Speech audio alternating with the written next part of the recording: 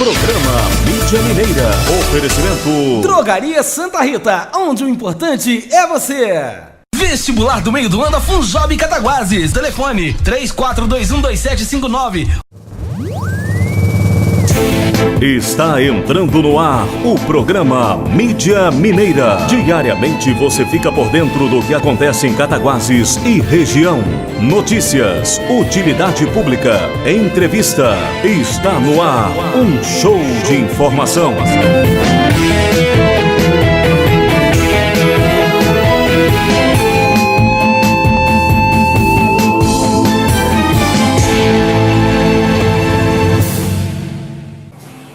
Pois aí começamos, Cataguases, 3 de junho. E na última sexta-feira eu saio aqui da rádio, saio tranquilo, vou em casa, sintonizo o rádio para ouvir aqui meu amigo Ciganinho, ser mais um desses ouvintes, esses milhares de ouvintes. E o sujeito vem falar que eu falo ladainha, eu falo abobrinha demais aqui na rádio. Assim, depois diz que é meu amigo. Mas em compensação eu vou salvar a pele dele e falar que realmente o perfume foi presente dele para ele mesmo, tá? Eu estava aqui presente, eu vi ele enfiando a mão na carteira e pagando. O que me assusta, eu não sabia que a carteira dele andava tão recheada de notinhas azuis, mas não são daquelas de R$2 não. E falando em preço, esse final de semana eu cismei de fazer um feijãozinho amigo para minha filha. Na hora que eu fui ver o preço do feijão, caí para trás, R$10,79 o quilo. Isso agora eu descobri, agora a gente não precisa nem, depois que comer um feijãozinho, não escove os dentes, dê um sorriso com casquinha de feijão, é ostentação. Mas vamos parar com a ladainha então, Ciganinho, vamos lá. Bate-papo com François Fusco. Bem, segunda-feira, 13, eu não sou supersticioso não, e eu não creio em bruxas, mas que lazai. Diz que dia 13 sempre tem alguma coisa para querer não deixar começar nosso dia, né? Mas isso eu vou falar que eu tenho os contrapontos. Um dos contrapontos está sentado aqui ao meu lado, é o convidado de hoje. Mas o Brasil mesmo assim não pode comemorar não, né? Ou pode comemorar depois daquela saída vexaminosa da nossa seleção da Copa América, né? Mas hoje eu tenho o prazer de estar aqui recebendo um professor. E eu gosto realmente quando as pessoas, nós temos aqui convidados, pessoas do naipe dele, pessoas realmente de conhecimento e, além de tudo, são professores, pessoas que nos ensinam a cada dia. Isso é muito importante. Hoje aqui, o professor, ex-secretário municipal de assistência social, José Fernando Antunes Miranda. José Fernando, seja bem-vindo. Bom dia, François, bom dia, Ciganinho, bom dia a nossa assistente. A grande Brena, fala demais, né? Minha ex-aluna, ela sempre foi falante assim, entendeu? Um bom dia a todos os ouvintes, obrigado aí mais uma vez, né, por estar aqui nessa emissora, né, levando, sempre aprendendo, né, com os debates e as informações que nos são trazidas através dessa emissora. Aqui não chega a ser um debate, aqui a gente não está fazendo nada, a não ser esse bate-papo para descontrair, porque às vezes os assuntos são tão pesados que a gente precisa da descontração, da alegria. Que nem a alegria que eu tive sexta-feira passada, veio o boiadeiro aqui, foi assim alguns minutos de riso, de alegria, realmente uma pessoa que me impressiona pela sua jovialidade, isso faz bem.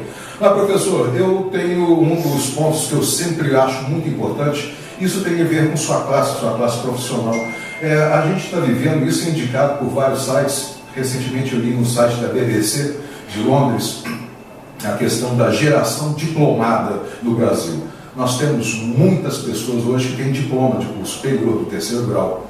Em compensação, esse mesmo site indicava que, apesar disso, grande parte dessas pessoas formadas não conseguiam ser inseridas no mercado de trabalho porque simplesmente tinham diploma, mas não tinham conhecimento. Como é que você acha que a gente pode trabalhar com isso? Na verdade é um grande desafio, nós educadores, nós devemos, e é realmente uma das metas, né, várias iniciativas, né, são tomadas, né, pelos educadores, principalmente da educação fundamental, que é o grande desafio de estimular e de fazer realmente desde lá, né, da infância, né, da Fundamental 1 e 2, o estimular para que os alunos realmente despontem o desejo pela leitura. Porque, na verdade, nós temos realmente muitas pessoas que às vezes conclui, tira realmente o seu ensino fundamental ou ensino médio, mas não se propõe realmente a continuar estudando, a continuar na leitura, a continuar se informando. Então, na verdade, isso é um grande desafio e nós precisamos sim intensificar. Eu, por exemplo, enquanto professor, estimulo muito isso, dentro da minha disciplina e também dialogo, abro o debate realmente com os meus alunos, porque realmente a gente que está no final da educação básica, que é o ensino médio, a gente sempre sonha que os nossos alunos, e a Brenda que está aqui filmando, registrando esse programa, sabe o quanto, pois é, mas sabe o quanto que o professor dela era enjoado, insistente, pela questão da leitura, da busca. Por quê?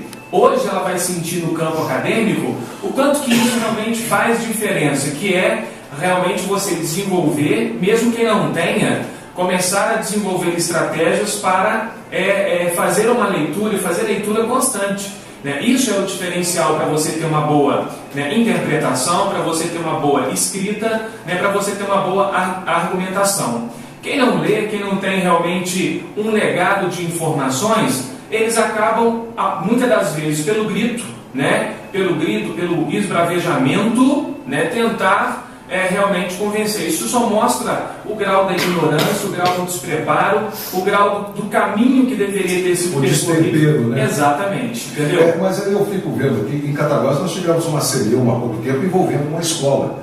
Eu fiz uma leitura, não sei se é correta, mas eu acho que a sociedade tem que cada vez mais apoiar a escola e, se aponta alguma deficiência, também tentar chegar a uma conclusão de como saná-la. Mas aqui em Cataguases eu estou vendo que algumas coisas parecem que estão se envolvendo politicamente, Isso foi muito triste e, na verdade, François e todos os ouvintes aí, as escolas públicas, elas têm, dentro do seu gerenciamento, excelentes desbravadores, que são gestores, são os diretores, que realmente a todo tempo e a todo preço, e a todo custo, e às vezes na falta do investimento devido e necessário para se garantir uma educação de qualidade, junto com seus professores, realmente a gente tenta a todo custo fazer o melhor. Eu, pelo menos, junto com os meus colegas de trabalho, na escola, a gente tenta despontar ainda para esses adolescentes e jovens que talvez ainda não tenham amadurecimento, não tenham ainda vislumbrado a importância da educação, não simplesmente para continuar a estudar, que também isso é claro que é básico, é primário, mas para a vida. Eu sempre falo com os meus alunos que aprender, falar, escrever, biologia, química, física, é você realmente entender o seu corpo. Eu começo a explicar a matéria para os meus alunos e falo o seguinte: o seu corpo é uma tabela periódica. Nele tem a maioria dos elementos químicos que está lá, que você está estudando, tentando decorar, tentando saber, e na verdade você é aquilo. Então, na verdade, a gente lamenta muito, porque a parte da sociedade, ou às vezes algumas pessoas, criticam. Mas qual é a contribuição que dão para que realmente o sistema seja melhor? Porque eu fico preocupado, eu fico questionando isso, porque é exatamente isso, parece que é a crítica pura e simples com a vontade de desconstruir um trabalho. Por exemplo, eu, com a experiência já dos meus 16 anos de magistério, ainda em relação a outros, ainda muito pouca, mas eu já vi muita coisa dentro da sala de aula. E quando, por exemplo, um aluno chega na sala de aula com fome, um aluno chega na sala de aula vivenciando todos os conflitos com a mãe, com o pai, com o padrasto, com a madrasta, com quem quer que seja, com o modelo familiar dele, com a droga, com a embriaguez, com o que quer que seja, e também com a própria droga. O que a sociedade, como um todo, a rede, tem feito para evitar cada dia mais que esse aluno chegue lá nesse estado? Quem vai dentro da escola, quem está preocupado com o que chega realmente dentro da escola, o aluno realmente que chega doente, que chega realmente necessitando e carente do apoio dessa rede, quem vai lá para saber quais são os conflitos que são gerados em detrimento de uma falha externa? Porque às vezes, na verdade, o estupim ocorre dentro da sala de aula, mas na verdade não é a direção, não é o professor, não é o vice-diretor, não é o supervisor que é a causa daquele problema. E aí, o que no caso aí, o que me desponta realmente, me coloca realmente muito preocupado, é exatamente com essa rede, que às vezes discute, às vezes reúne, mas efetivamente o que tem sido feito para que os nossos adolescentes, para que os nossos jovens fiquem menos doentes, né, psicologicamente, né, dependentemente, né, conforme a situação. Isso não seria necessário, vamos dizer, um maior entrosamento dentro do aspecto, vamos falar, do nosso município? Não vou falar do Brasil todo, sim, nós sabemos da dificuldade, mas no nosso município, um entrosamento entre duas básicas secretarias, que seria a assistência social, que por sinal você já ocupou recentemente, e a educação, para que elas possam caminhar juntas para solucionar problemas? Isso é fundamental. Eu né, não canso de mencionar e dizer a importância, né, de um prefeito, de um gestor, querer isso. Primeira coisa, ele tem que querer isso, né? Ele tem que querer que seus secretários, que as suas políticas públicas, né, implantadas dentro da sua gestão, dentro do município, trabalhem de maneira integrada. E eu vi, né, e vou estar enunciando e falando isso sempre, esse êxito da integração, não só da assistência social com a educação, do esporte, mas da cultura, mas da saúde, mas da saúde. E nós fizemos sim. Eu acho que a partir do momento que um gestor ele vislumbra tentar realmente amenizar, e eu posso dizer que nós conseguimos sim um grande êxito nesse ponto. Por quê? Integrando a educação com a assistência social e a saúde, né, no gerenciamento do Bolsa Família, dos benefícios sociais, fazendo um acompanhamento através do CRAS e através até da política especial do CREAS, né, com acompanhamento da situação dos pais, né, desses alunos dentro das escolas. Um outro ponto que realmente foi muito interessante, né, e que é importante, eu acho que para mim estaria aí, né, um grande passo a ser colocado no decreto do Bolsa Família, o acompanhamento da família, mas também o acompanhamento da aprendizagem, porque é muito fácil, por exemplo, nós recebemos os alunos, né, os adolescentes, as crianças que recebem o benefício, mas alguns estão com deficiência de aprendizagem, com transtorno de comportamento, com às vezes, né, algum trauma psicológico causado realmente, né, pelo meio familiar ou social. E aí o que acontece? O decreto ele exige a presença, mas o rendimento não. Então veja bem, se o menino está doente, ele está na escola, mas ele não está tendo um aproveitamento. O que precisa? O que eu sempre lutei junto com o prefeito, o ex-prefeito William, da gente ter, através da equipe do CRAS, através, né, do NASP, através do CAPS, né, social e também CAPS álcool e droga, a gente trabalhar com a rede, o Conselho Tutelar, né, o programa Bolsa Família, o acompanhamento das famílias através do SUS, através, né, da saúde, dos PSFs, a gente pegar esses casos e levar realmente para o próprio NAI, né, que é realmente o núcleo de atendimento, né, para essas especificidades, para essas crianças que precisam realmente, né, de um atendimento especializado. Essa integração acontecia, né, na medida do possível, com uma certa eficiência. Hoje a gente vê que houve, né, um retrocesso em relação a isso. Por que eu falo que houve um retrocesso? Quando a gente vê, né, quando nós percebemos, né, que não tem os exames, se você encaminhar um eletroencefalograma, se você precisar do neurologista, né, se você precisar, o agendamento não é dentro de 30, 40, né, dias, quer dizer, se é daqui a 6 meses, se é daqui a 3 meses, 3 meses é um bimestre. Você perdeu. Então, quer dizer, se aquela criança, se aquele adolescente precisava realmente de um diagnóstico para poder, a partir daí, acionar a psicopedagogia, né, o terapeuta ocupacional, quem quer que seja, né, para poder realmente fazer o acompanhamento e ele acompanhar no rio. Isso, na verdade, se não acontece, nós temos aí um aluno, um adolescente doente. Quando eu falo doente, ele está na escola, mas ele não está com condições específicas de poder absorver aquilo que o professor dá. Então, né, nós precisamos ter essa integração. Então, na verdade, é fundamental a gente acompanhar, através desses programas sociais, qual é a doença que é visível pelo assistente social, pelo agente da saúde, pelo enfermeiro dentro da residência. Ninguém melhor do que esses brilhantes, importantes, né, e companheiros dessa política que fazem e devem fazer o seu trabalho com essa excelência para serem os visionários lá dentro, aqueles que serão realmente os primeiros olhos para fazer essa triagem, esse encaminhamento. né? É uma equipe importantíssima, né? Tem o seu papel e quando trabalha de uma maneira integrada, faz um brilhante acompanhamento familiar e, consequentemente, esse brilhante, né, trabalho de acompanhamento familiar vai combinar com o cumprimento de metas. Quem ganha com isso? O município. Isso é indiscutível, mas o que me chama a atenção é que a gente está vendo uma ruptura dessas políticas. E há muitos anos que eu trabalhei, muitos anos junto ao Executivo Municipal, e não só ao Executivo, mas também junto ao Estado,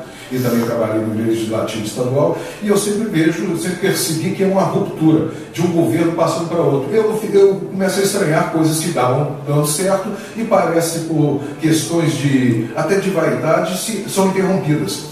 Eu não estou querendo dizer que isso está ocorrendo, mas a gente acaba vendo que se estava dando certo e é interrompido, tem que ter alguma explicação que não seja somente financeira. Eu gosto de levantar alguns pontos. No período que você estava na assistência social, eu percebia claramente que nós não tínhamos tantos, vamos dizer, pessoas desassistidas nas ruas. Hoje, há pouco tempo, eu fiz uma entrevista com um grande amigo meu aqui e ele disse que não, são 2 ou 3 pessoas, mas não é isso que me parece. Você vê uma desassociação do trabalho que era feito para o trabalho hoje? Não, com certeza. Precisa ter. Para isso que você está apontando, e essa é uma realidade, nós temos inclusive, né, a lei, né, do morador de rua, hoje é regulamentada em si, mas ele precisa ter o mínimo necessário, né, do apoio, né, das políticas integradas. Porque, na verdade, mesmo que a lei exista, que ele tem o direito de ir e vir, garanta que ele esteja ali, a gente sabe que o que levou esse cidadão para ali não foi realmente, não foi benfeitorias, né? Não foi uma vida realmente edificada e sustentada, não foi realmente um modelo, né, de família realmente estruturada. Claro que houve uma ruptura em algum momento na vida. É lógico. Ninguém vai morar na rua. Então ninguém pode, definitivamente. Tanto é que quando a gente estava à frente da assistência social, a gente era cobrado, e como também agora, né, isso sem dúvida é cobrado, e nós conseguimos um grande feito, né, que foi, né, com o Gilson, que era um morador, inclusive próximo de onde você mora ali na Rotary. E nós já faleceu, mas ele teve a dignidade de falecer como qualquer um de nós cidadãos, né, numa estrutura familiar, né, edificada, né, que o amor impera sobre ela, que o alimento não falte. Eu fico muito feliz porque ele faleceu, mas ele foi nesse seio, ele foi realmente com essa condição. Agora, isso reintegrado. E aí, isso não é de um dia por outro. Eu me lembro que as pessoas queriam que você chegasse ali, ajuntasse, pegasse, amordaçasse e tirasse.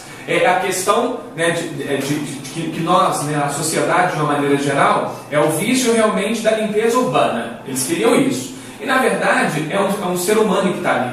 Então precisa de um empoderamento que você não constrói ele de uma hora para outra. Mas você precisa querer, você precisa sentar com o secretário de saúde, porque você vai precisar da saúde para avaliar esse cidadão. Você precisa muitas das vezes, né, dependendo do grau, né, de miséria e de enfermidade que o morador de rua tem, você vai precisar do judiciário, porque eu não posso ver que alguém esteja morrendo e que ele não tenha sã consciência, ou o seu psicológico não esteja em sanidade perfeita para poder definir a obrigação do Estado zelar essa pessoa. Mas tudo isso de uma maneira discutida, de uma maneira dialogada, de uma maneira fortalecida, né? E aí foi que eu te digo que a gente conseguiu.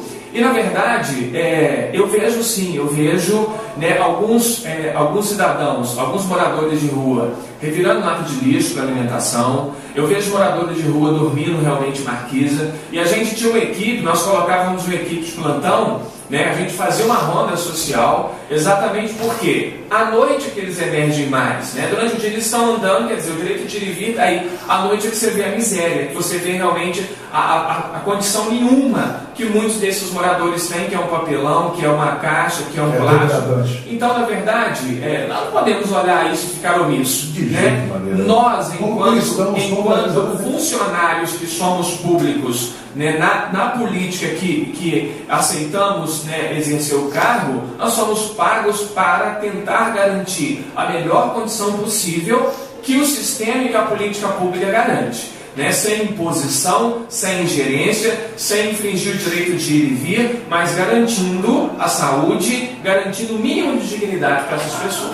Realmente é uma situação que a gente fica vendo e até porque a simples questão da solidariedade, você está vendo ali, você começa a sentir a dor dessa pessoa. E além do mais, e além do mais, eu esqueci de dizer aqui, nós temos um abrigo noturno, né? Não sei se hoje foi estendido a permanência dele, mas daí realmente a nossa necessidade, a nossa visão, né, de realmente fazer o acolhimento noturno, encaminhar essas pessoas, né, para esse abrigo, essas pessoas ao chegarem nesse abrigo, elas tinham uma refeição, uma sopa à noite, um lanche à noite, tinham direito de tomar banho, né, nós fornecíamos, inclusive se não tivesse, nós tínhamos sempre lá, a gente fazia campanha, a gente tinha roupas para serem doadas para essas pessoas. E ao amanhecer, eles tinham café da manhã e eles tinham liberdade para ir e vir.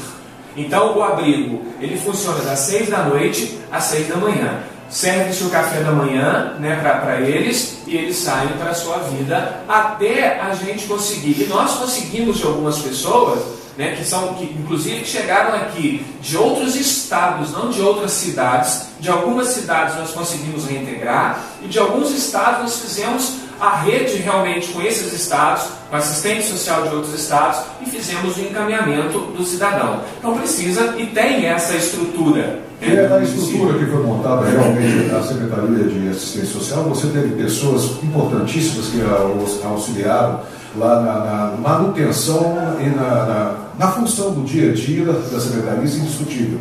Mas hoje eu tenho visto algumas áreas que estão extremamente, vamos dizer, conflito é uma forma de dizer, mas são áreas que poderiam ter uma atuação muito mais veemente para solucionar. Eu não quero, não, por sinal, eu tenho amigos que moram nesse bairro novo, o São Marcos, mas ali a gente está tendo uma série de conflitos, principalmente pela questão dos medidores de água, que eu acho que deveria haver uma solução sendo com mediação do Executivo, não?